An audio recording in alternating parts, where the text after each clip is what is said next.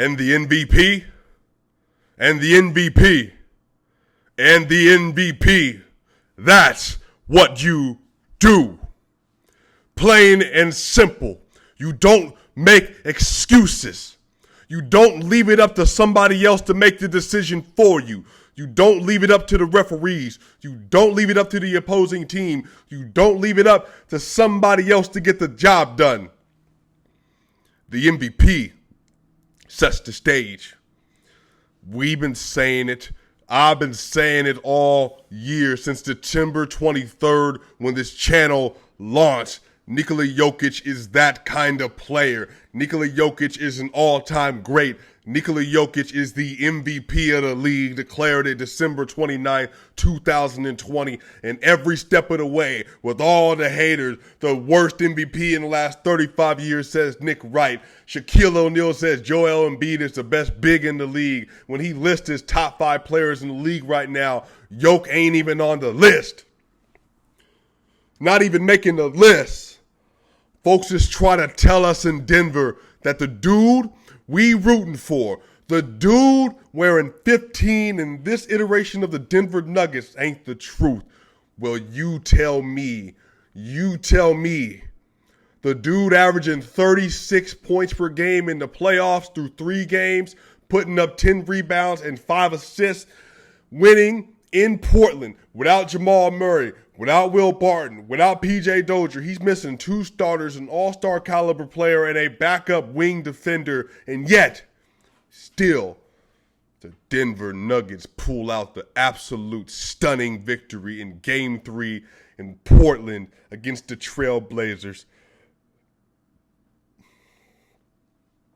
What's going on, y'all? My name is SwipaCam. Welcome to the channel, y'all. I just got done watching the Denver Nuggets beat the Portland Trailblazers on May 27, 2021, 120-115, because Nikola Jokic, Austin Rivers, Facu Campazzo carried them to a victory.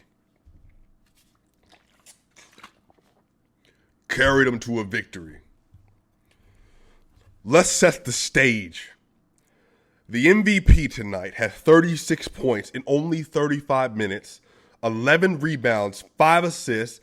He was 12 of 24, 50% from the field, 4 of 7, over 50% from the 3, 8 of 8, 100% from the free throw line, a plus 10 in a game they only won by 5. And let's set this stage. The second leading scorer for the MVP in the first round of the playoffs, it wasn't Anthony Davis. No, it wasn't Rudy Gobert or Joe Ingles or Jordan Clarkson.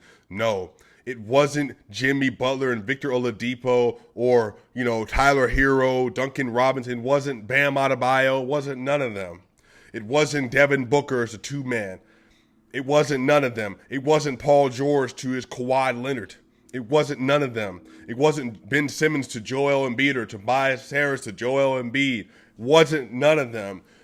The Denver Nuggets signed Austin Rivers to a 10-day contract about a week after Jamal Murray tears his ACL, when the whole entire NBA counts out the Denver Nuggets and say Jokic can't get it done without Jamal Murray. He's a fraudulent MVP. He can't carry his team.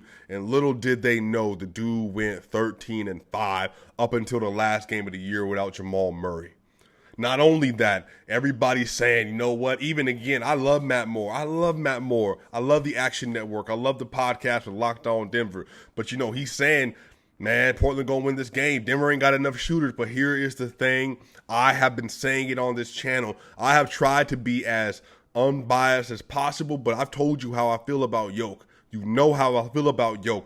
The fact of the matter is, this man has been special since the day he set foot on an NBA court in the 2015 season. This man has been special since December 15th of 2016. He has the 3rd highest box plus minus in NBA history, behind the 2 greatest players ever in Michael Jordan and LeBron James. And it's not by accident. The man is averaging 25, 11, and 7 in his NBA playoff career through 36 games now. The dude is out of this world special.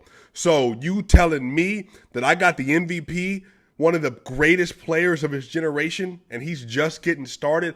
And on top of that, he has the IQ that is only rivaled by LeBron James. And you telling me he can't put a shooter in his place, give inspiration and hope to a dude with a 10-day contract? Remember, the story came out months ago that Nikola Jokic let Austin Rivers shoot around on the main goal because he was getting shots up. He went to a side rim at the Nuggets facility because that's how Jokic is. He knows it's about his team. He knows it's about the other players being in positions to win, because that player shooting the basket on that main gym going to win you game 3 in the NBA playoffs.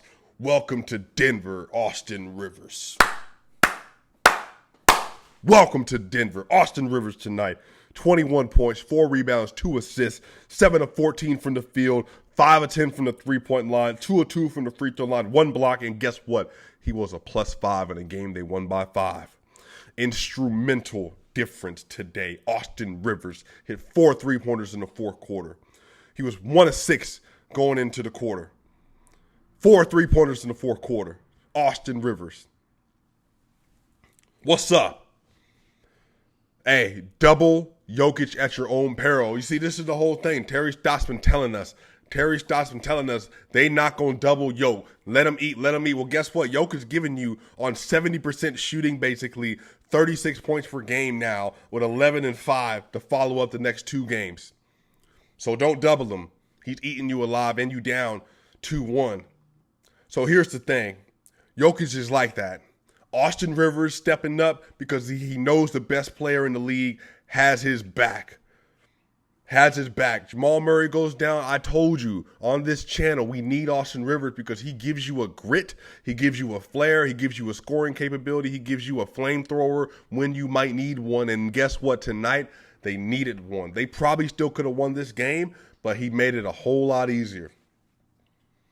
This game is closer than the final score would indicate, or really, it was more ahead. They were more ahead than the final score indicated because they hit their last 3 threes, basically, and then the Nuggets had to go to the free throw lines to ice the game. And then Jokic, man, here's the thing, y'all. Once again, Yusuf Nurkic got fouled out of the game, 2 back-to-back games, just because he can't hold Jokic. And we're going to get to Aaron Gordon in a minute, and Aaron Gordon played his butt off. Nurkic fouls out of the game. So at the end of the game, here we go. Nuggets are only up 3. Monte Morris misses both back-to-back free throws. So what does the MVP do? Instead of making sure that Damian Lillard gets the ball and heaves up a Dame Dollar logo 3, which we know he can make, even C.J. McCollum, which we know he can make, instead of giving him that opportunity, all they do is say, you know what, Jokic, let me grab this rebound. Double tap, put it in, just to make sure we're walking away with this victory, man. 35 minutes, man. He had 36, 11, and 5, y'all. You tell me who else is doing that on that kind of efficiency. So that's what I'm saying, man. That efficiency is out of this world, man. It's just out of this world. Jokic is the MVP. I can't wait for the ceremony. He was lights out tonight. I mean, he was just cooking. He had 21 points in the first half. He was just cooking, man. Again, Dame scored, but once again, look at Dame's number. 40 minutes, 37 points, 2 rebounds, 5 assists, but he was 15 of 31 from the field, which isn't bad, but he was 5 of 16 from the three-point line. 5 of 16. Basically, is 21%, almost 25%. And he was a -6 of the game they lost by 5. So even though he was scoring, putting Aaron Gordon and putting Shaq Harrison on him, and this is the thing, y'all. Shaq Harrison is lockdown defense. Every time he was on Dame didn't go anywhere. He didn't go anywhere. So Shaq has been playing really good defense, y'all. But let me highlight 2 people real quick. 3. Aaron Rivers, or Austin Rivers, Nikola Jokic. Aaron Gordon tonight played his butt off. 34 minutes, 13 points, 4 rebounds, 3 assists, but he was 4-9 from the field, 1-1 from the three-point line, but 4-5 from the free throw line, and he was a +4 tonight. And he played really well. He fouled out Nurkic at the end of the game with an and 1 bucket, man. So Aaron Gordon was playing really good defense in the second half. The first half, Facu Campazzo was guarding against Damian Lillard. And Dame, he had a pretty good first half. But then when he matched up against Aaron Gordon and Shaq Harrison, didn't go that well. Aaron Gordon played really well. Michael Porter Jr. had a down game today. And here's the thing, y'all said this on Twitter. He can have a down game. He deserves it. He's a baby, man. And I want y'all to remember this. When you're thinking about Michael Porter Jr., I want you to remember the feeling that you had about Jamal Murray in the first round against the San Antonio Spurs through the first 3 quarters of that Spurs series. Remember how you felt? Remember how you felt? The dude was nowhere to be seen. He wasn't hitting his shots, missing his threes, getting turnovers, ice cold. What happened, though? Coach Michael Malone stuck with him, and in that fourth quarter, he had 21 points and sealed that victory and really won them the series in Game 2. And right now, Michael Porter Jr. is on an island because literally, like, Powell is in his grill every time he comes off of a screen. He is just now learning how to play against playoff caliber defense. And again, Powell's not an excellent defender, but he's strong. He's grown. He just turned 28. Porter is still a kid, so he doesn't know how to fully operate his body. He's not as strong as he needs to be yet. He still needs to work on his handles. But here's the thing, you all. Again, he was second in NBA history in effective field goal percentage of a player averaging 19 points and higher, behind Wilt Chamberlain. So imagine how good he already is and how unpolished he is. So just think of how much he's growing during this series that's even leading him into the next series if the Nuggets make it, or even leading him into the offseason, all the things he's going to have the ability to work on just because of what's happening. Remember, Jamal Murray struggled with Rodney Hood that first series, or the second series in 2019. And Jamal Murray, what? He's a great post defender now as a guard, but that he had to go through the process. He was getting picked on. He had to go through the process. Michael Porter Jr. is going through the process. He has 15 points tonight. He should have 25.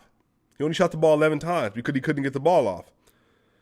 So, again, he's growing through it. Be patient with the dude. Be patient. He's going to be a superstar. It just might not happen right away. I expect him to have a better game next game, though. Y'all, Facu Campazzo, man, almost had a triple-double tonight. 32 minutes, 11 points, 8 rebounds, 8 assists, 3 of 9 from the field, missed an early layup, but had an early three-pointer. He was 2 of 6 from the three-point line, 3 of 4 from the free throw line, with 1 block, 2 steals, and plus 8. By the way, Michael Porter Jr. was a game-high plus 14. So it goes to show you Michael Porter Jr. is still effective, even if he's not hitting his shots. Plus 14, game-high tonight, and a game they won by 5. Facu Campazzo played excellent. Man, his two-man game he was having with Jokic was spectacular.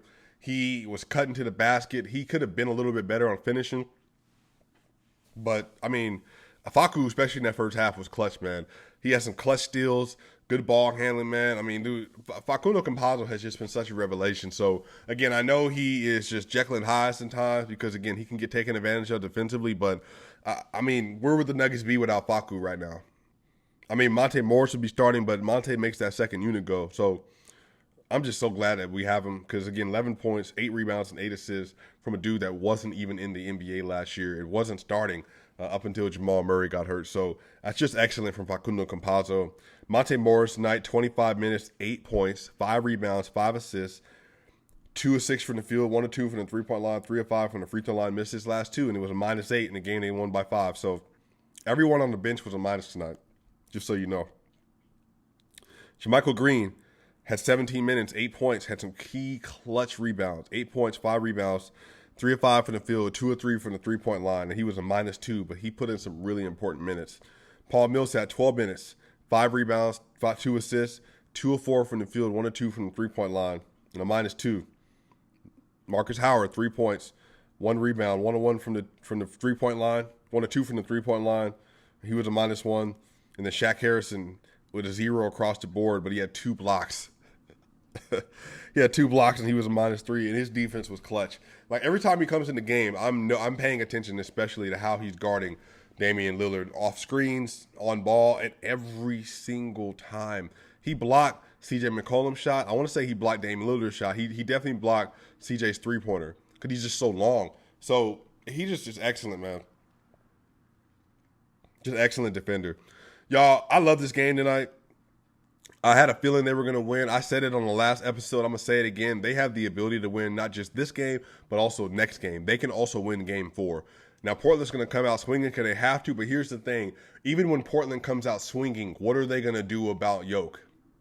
And then what are they going to do about MPJ, Austin Rivers, and Facu Campazzo? Because as much as people don't want to admit, Facu Campazzo is shooting like 38% from the three-point line. So he's still a good shooter, especially wide open. So you got Facu Campazzo, Austin Rivers, who can give you 21 whenever. And then Michael Porter Jr. really is just figuring it out. So if Michael Porter Jr. shoots his average of 45% from the three-point line, what do you do? But this is the thing.